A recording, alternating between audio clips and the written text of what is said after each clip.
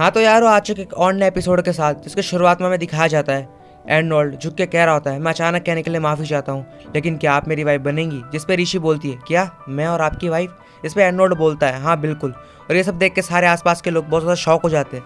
और ऋषि बोलती है, माफ़ कीजिएगा लेकिन मैं बहुत रिस्पेक्टफुली बोल रही हूँ, मेरी तरफ से ना है। जिस पे एर्नोल्ड हंसने लग जाता है। और ऋषि ये सब देख के सोचती है, ये ऐसे हंस क्यों रहा है?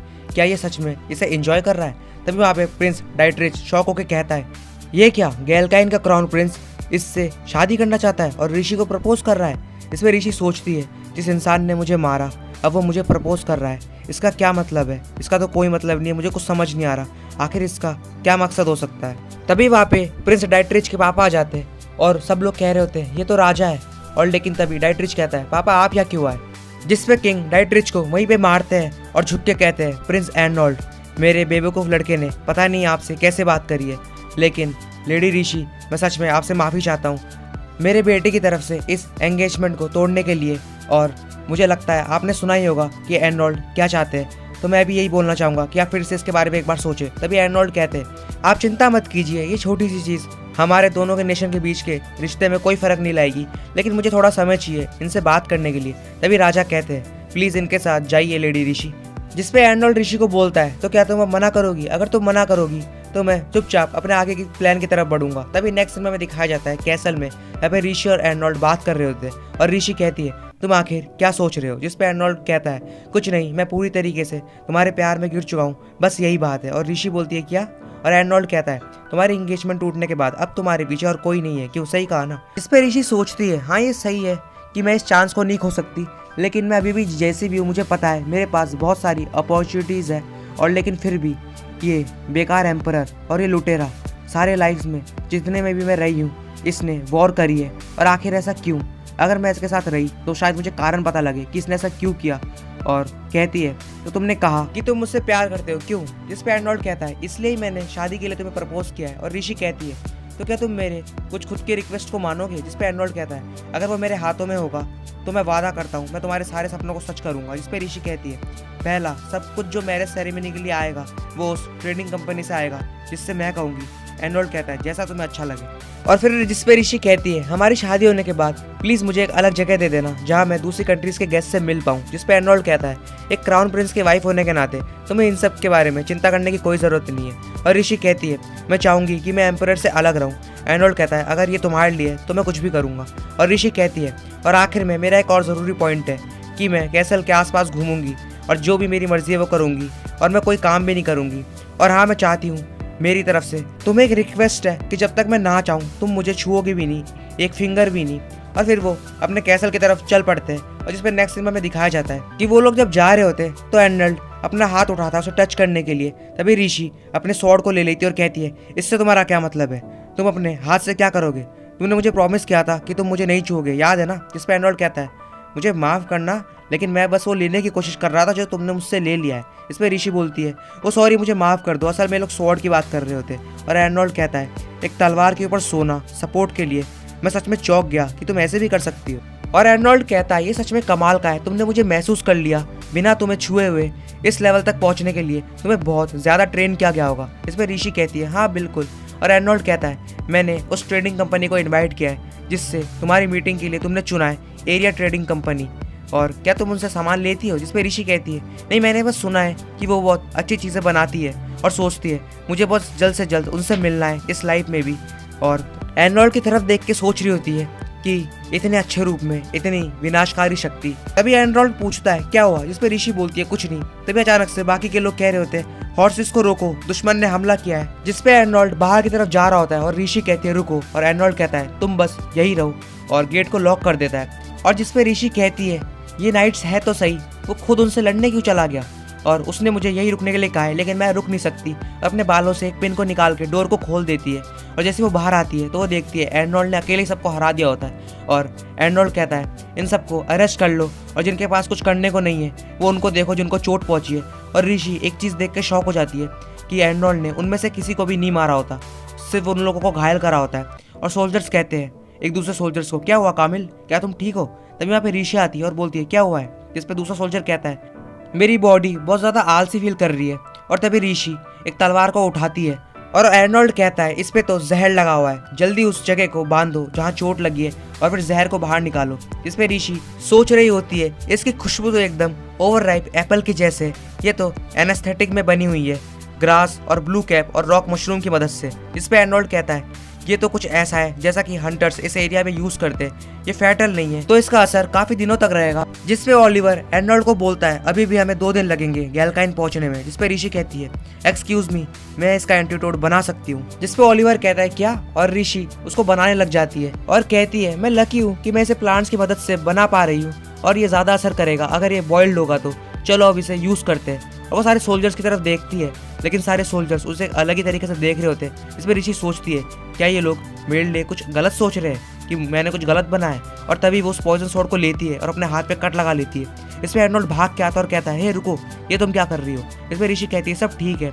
चिंता मत करो, ये एंटीडोट लिक्वेरी ग्रास, फ्लावर्स और कुछ कार्डिया नट से बनाया गया है। अब अपना डिसीजन लो, क्या तुम लोग इस मेडिसिन को यूज करोगे या बाकी के दिनों के लिए ऐसी आलसी पने में रहोगे। जिस पे ऋषि सारे सोल्जर्स को वो दवाई लगा देती है और वहीं पे ओलिवर कह रहा होता है मुझे खुशी हुई देख के कि कुछ भी ज्यादा बुरा नहीं हुआ। और जिस पे हमें नेक्स्ट सीन में दिखाया जाता है ऋषि कुछ फ्लावर्स को इकट्ठा कर दी होती है, वहाँ पे एर्नोल्ड जाता है और कहता है आखिर तुमने कैरेज के डोर को अनलॉक कैसे किया। इस पे ऋषि बोलती है ये एक सीक्रेट है और सोचती है मैं एक लाइफ में एक मेड थी और हमारी लेडी अपने आप को अपने रूम में लॉक कर लिया करती थी, तो बहुत बार मुझे उनके डोर को खोलना पड़ता था, तो ये तो मेरे लिए बहुत ही आम बात है। और एर्नोल्ड की तरफ देखती है और सोचती है क्या ये कोई बच्चा है जो कि चींटियों की लाइन की तरफ देख रहा है। इस पे एर्नोल्ड कहता है मेरा कोई छिपा हुआ मतलब नहीं है, मैं बस सोच रहा था कि तुम सच में कमाल की हो और इसका मतलब अब तुम मुझे एंटरटेन करने के लिए और आगे क्या करोगी। जिस पे ऋषि बोलती है ये तो मुझे ऐसे बोल रहा है जैसे मैं कोई रेयर बीस्ट हूँ और ये सब मैं तुम्हारे लिए नहीं कर रही, ठीक है। जिस पे एर्नोल्ड कहता है हाँ मुझे पता है, देखो हर एक नाइट जो कि यहाँ पे है इनमें से कुछ ऐसे हैं जो कि स्लम्स रीजन में रहते हैं और गैलकाइन के मुताबिक इनको अनफेयरली जज किया जाता है उनके ओरिजिन्स की वजह से, जबकि ये लोग कभी भी पीछे नहीं हटे बाहरी हमलों से। और एक नाइट को बहुत मेहनत करनी पड़ती है। यहाँ पे जितने भी हैं उन्होंने दिन रात ट्रेनिंग किया है अपने मिशन के लिए। जैसे कि पुराना नाइट कोशिश कर रहा था नए नाइट को प्रोटेक्ट करने का और उसके साथ उसने खुद को भी चोट पहुंचा ली। और ऋषि कहती है तुम्हें नाइट्स के बारे में सच में बहुत कुछ पता है। और जिस पे एर्नोल्ड अपने घुटनों के बल बैठ के उसे कहता है मैं तुम्हें शुक्रिया कहना चाहता हूँ उन्हें बचाने के लिए। जिस पे ऋषि सोचती है मुझे कुछ समझ नहीं आ रहा कि इसका मतलब क्या है, क्या इसका झूठा रूप है या फिर, और तभी कहती है मैं बस वो सिंपल चीज़ों को यूज़ करती हूँ जिनके बारे में मुझे नॉलेज है। और जिस पे एर्नोल्ड कहता है एक नोबल लेडी जिसे हर्बलिज्म के बारे में नॉलेज है, ऐसे नॉलेज सबके पास नहीं होते। जिस पे ऋषि बोलती है अच्छा अब मुझे समझ आया कि वो नाइट्स मेरी तरफ ऐसे क्यों देख रहे थे। और एर्नोल्ड कहता है उन्होंने सुना था कि तुम एक लेडी हो जिसकी एंगेजमेंट टूट चुकी है और वो सोच रहे थे कि आखिर मैंने क्यों तुमसे शादी करी जबकि मेरे पास पूरे नेशन का स्रोत है। जिस पे ऋषि बोलती है हाँ मैं देख रही हूँ, फिर तुमने क्या कहा अपने पापा को मेरे बारे में। इस पे एर्नोल्ड कहता है ये कि वो एक ड्यूकल हाउस से है, इसका कनेक्शन रॉयल फैमिली से है और एक क्राउन प्रिंस की फियोंसी है और उसने मेरा दिल चुरा लिया तो मैंने उसे चुरा लिया, तो मैंने उन्हें यही बताया। जिस पे ऋषि बोलती है लेकिन क्यों। जिस पे एर्नोल्ड कहता है क्योंकि एम्प्रेस दूसरी कंट्री के रॉयल फैमिली से ही होनी चाहिए। इस पे ऋषि कहती है तुम्हारा मतलब एक होस्टेज। इस पे एर्नोल्ड कहता है गैलकाइन में कुछ होंगे जो कि तुमसे रूडली बिहेव करेंगे, अगर ऐसा हुआ तो मैं। जिस पे ऋषि कहती है लेकिन ये तो बहुत बढ़िया होगा। जिस पे एर्नोल्ड कहता है क्या। और ऋषि कहती है अगर मैं एक होस्टेज की तरह ट्रीट की गई फिर मुझे ऑफिशियल ड्यूटीज नहीं करनी पड़ेगी क्यों। जिस पे एर्नोल्ड कहता है हाँ शायद नहीं। इस पे ऋषि कहती है बढ़िया, इसका मतलब मैं यहाँ वहाँ घूम पाऊंगी, तुम्हारा शुक्रिया। और अगले सीन में दिखाया जाता है वो गैलकाइन पहुंच जाते हैं। जिस पे ऋषि सोच रही होती है मेरे सारे पहले की लाइफ में एक यही कंट्री थी जहाँ मैं कभी नहीं आई, तो ये है एम्पीरियल कैपिटल। और हमें दिखाया जाता है सारे लोग ऋषि का वेलकम कर रहे होते हैं। और फिर हमें नेक्स्ट सीन में दिखाया जाता है ओलिवर और एर्नोल्ड बात कर रहे होते हैं और ऋषि कहती है क्या कुछ हुआ है। जिस पे एर्नोल्ड कहता है इम्पीरियल विला की तैयारियों को डिले कर दिया गया है, माफ करना लेकिन आज तुम्हें एक रूम में रहना पड़ेगा एक नोबल गेस्ट की तरह। जिस पे ऋषि कहती है इन सब की कोई ज़रूरत नहीं है, मैं विला में खुश रहूंगी। एर्नोल्ड कहता है उसे काफ़ी लंबे टाइम तक यूज़ नहीं किया गया है और वो एक भयानक स्टेट में है। जिस पे ऋषि कहती है मुझे फ़र्क नहीं पड़ता और वैसे भी मैं एक होस्टेज हूँ। इस पे एर्नोल्ड कहता है आखिर तुम इतने गर्व से कैसे बोल सकती है। जिस पे हमें दिखाया जाता है नेक्स्ट सीन में ऋषिवा पहुंच जाती है और कहती है ये जगह बहुत लंबे समय तक यूज़ नहीं की गई है, कितनी धूल है इधर। और कहती है चलो शुरू करते हैं। और ये भी कहती है मेरे अंदर के मेड को ये सब बहुत एक्साइटेड लग रहा है। तभी कुछ सोल्जर्स आते हैं और कहते हैं एक्सक्यूज मी लेडी ऋषि, क्या आपको हमारी मदद चाहिए? इस पर ऋषि कहती है मैं मेरे गार्ड्स को साफ सफाई के लिए नहीं बोल सकती और सारा काम खुद ही करने लग जाती है। और फिर सब कुछ करने के बाद सोचती है आज से कुछ साल बाद एर्नोल्ड अपने पापा को मार देगा, फिर लड़ाई शुरू हो जाएगी। इसका कोई मतलब नहीं है, लेकिन मुझे उसे उसके पापा से दूर रखना पड़ेगा। आखिर वो क्यों वर्ल्ड के खिलाफ वॉर जारी करेगा? मेरे पहले की लाइफ में मेरे मरने का कारण वॉर ही था, जो कि एर्नोल्ड की वजह से शुरू हुई थी। इस बार मैं ऐसा नहीं होने दूंगी और एक लंबी लाइफ जीऊंगी और कंफर्टेबली बिना किसी चिंता के। तभी वो देखती है दूसरी मेड्स जो कि एक मेड को ट्रॉल कर रही होती है और कह रही होती है कोई फर्क नहीं पड़ता, तुम कितनी भी मेहनत करो, क्राउन प्रिंसेस की मेड के लिए हम ही चुने जाएंगे। इस पर ऋषि वहाँ पे जाती है और कहती है क्या तुम ठीक हो? इस पे दूसरी मेड कहती है हमने तुम्हें पहले तो नहीं देखा, शायद तुम नहीं हो। और फिर जिस पर वो पहली वाली मेड को कह रही होती है तुम्हें पहले ही बता दूं कि सिर्फ हम 3 मेड ही एक्सपर्ट है, हमें 3 साल से एक्सपीरियंस है इस पैलेस में काम करने का और हम ही प्रिंसेस के मेड बनेंगे, समझी? जिस पे ऋषि बोलती है क्या तुम खड़ी हो सकती हो? जिस पे वो मेड कहती है हाँ। और तभी पहले वाली मेड कहती है सुनो, जब हम तुमसे बात कर रहे हो तो तुम्हें हमारी रिस्पेक्ट करनी चाहिए जिनके पास ज़्यादा एक्सपीरियंस है।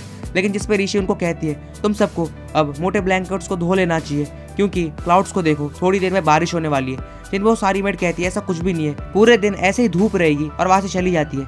इसमें वो मेड कहती है ऋषि को मेरा नाम है एल्सी और शुक्रिया मुझे बचाने के लिए। इस पर ऋषि कहती है तुम्हारा कर्टेन तो बहुत गंदा हो गया है, लेकिन कोई चिंता की बात नहीं है, धोने से साफ हो जाएगा। और उसे एक ब्रश देती है और कहती है इससे पहले कि जल्दी बारिश हो इसे धो लेना। और तभी मेड पूछती है तुम हो कौन? और तभी वहाँ पे क्लाउड्स होने लग जाते हैं और ऋषि कहती है जल्दी, हमें जल्दी करनी होगी इससे पहले कि बारिश शुरू हो जाए। और फिर हमें दिखाया जाता है बहुत तेज बारिश होती है और इवनिंग के टाइम पे ऋषि रेलिंग पे खड़े होकर सोच रही होती है पूरे वर्ल्ड में हर कंट्री में घूमना मेरा सपना था जब मैं एक मर्चेंट थी, लेकिन मेरा यह सपना कभी भी सच नहीं हुआ। और अब जिस कंट्री में मैं कभी नहीं आ पाई, मैं फाइनली यहाँ भी आ गई।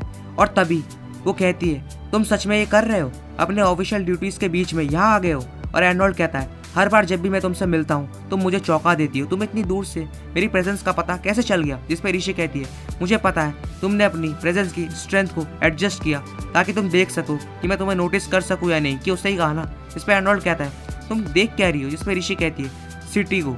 और वहाँ पे वो लार्ज बिल्डिंग कैसी है? जिस पे एर्नोल्ड कहता है वो एक लाइब्रेरी है, सारी किताबें जो दूसरी कंट्री से आती है वहाँ सेफ तरीके से रखी जाती है। इस पे ऋषि कहती है सारी कंट्री। और वो सुंदर सा छोटा सा टावर वो क्या है? जिस पे एर्नोल्ड कहता है वो चर्च है, वो एक क्लॉक टावर के जैसे भी काम करता है और उसकी बेल अपॉइंटेड टाइम्स पे बजती है। इस पे ऋषि कहती है क्या कमाल का है। और वहाँ पे एक मार्केट प्लेस भी है ना, और वो क्या है? तभी एर्नोल्ड कहता है मैं सोच रहा था तुम इन सब में इतना अच्छा क्या लगा? तुम जबरदस्ती एक मैरिज में धकेली जा रही थी जो कि एक कंट्री के रॉयल से थी, तो क्या सच में ये इंस्पायर करता है ऐसे उत्साह को? जिस पे ऋषि कहती है ये कुछ ऐसा है जिसके लिए मैंने काफी लंबे टाइम तक इंतजार किया और आखिरी चीज जो मुझे यहाँ पे लाई है वो है ये शादी। तुमने मुझे यहाँ के बारे में जो भी बताया वो सब मुझे बहुत अच्छा लगा और यहाँ के लोगों के प्यारे फेसेस, ये लोग कितने प्यारे हैं। और तभी एर्नोल्ड की तरफ देख के बोलते क्या मैंने कुछ गलत कहा? जिस पे एर्नोल्ड कहता है मैंने आज तक इससे पहले तुम्हारे जैसे किसी को भी नहीं देखा। तुम्हारी फिजिकल एबिलिटी, एक सिंपल नोबल मैन की बेटी को ऐसी चीजों की जरूरत नहीं होती। जिस पे ऋषि सोचती है अपने मॉम के बारे में और हमें फ्लैशबैक दिखाया जाता है जिसपे उसकी मॉम उसे कह रही होती है तुम एक ड्यू फैमिली में पैदा हुई हो, तुम्हारी पर्सनल फीलिंग का कोई मतलब नहीं है। अगर तुम्हारे पास ज़्यादा नॉलेज नहीं है अपने आप को अपीयरेंस को मेंटेन करने के लिए सोशल सिचुएशंस में, और ये उतना ही काफ़ी है, और तुम्हें घर के कामों पे फोकस करना चाहिए ना कि पढ़ाई पे। इस पे ऋषि उसको कहती है एर्नोल्ड को ये चीज़ें मुझे पहले भी सबने कही है, लेकिन किसी चीज़ की वैल्यू हो या नहीं हो मेरे लाइफ में वो मैं डिसाइड करूँगी, ठीक है? इस पे एर्नोल्ड कहता है हाँ मुझे पता है, और उसके गाल को छू के कहता है तुम जो भी करना चाहो वो तुम कर सकती हो बिना किसी परेशानी के, और मैं वादा करता हूँ मैं तुम्हारा हर सपने को पूरा करने में पूरा साथ दूंगा। इस पे ऋषि बोलती है आखिर क्यों? इस पे एर्नोल्ड कहता है मैंने कहा था ना कि मैं पूरी तरीके से तुम्हारे प्यार में गिर चुका हूँ। जिस पे ऋषि सोचती है कि हमेशा की तरह झूठ, और एर्नोल्ड कहता है और ये तुम्हारी इनविजिबल एबिलिटीज़ है जो कि मुझे पॉइंटलेस नहीं लगती, मुझे ये डिलाइटफुल लगती है और ये मेरे दिल की बात है। और ये सब बोलने के बाद एर्नोल्ड वहाँ से जा ही रहा होता है और कहता है सोचो उसके बारे में जो तुम्हें चाहिए, और मेरा एग्रीमेंट था कि तुम पे एक फिंगर भी ना टच करूँ। इस बार मैंने सच में उसे तोड़ दिया। जिस पे ऋषि कहती है मैं उसे अभी तक नहीं समझ पा रही हूँ। एर्नोल्ड आखिर तुम क्या सोच रहे हो? और ये एपिसोड भी यहीं पे ख़त्म हो जाता है। तो यारों मिलते हैं नेक्स्ट वाले एपिसोड में, तब तक के लिए टेक केयर और बाय बाय। और मेक श्योर अगर एपिसोड अच्छा लगा तो लाइक एंड सब्सक्राइब कर देना।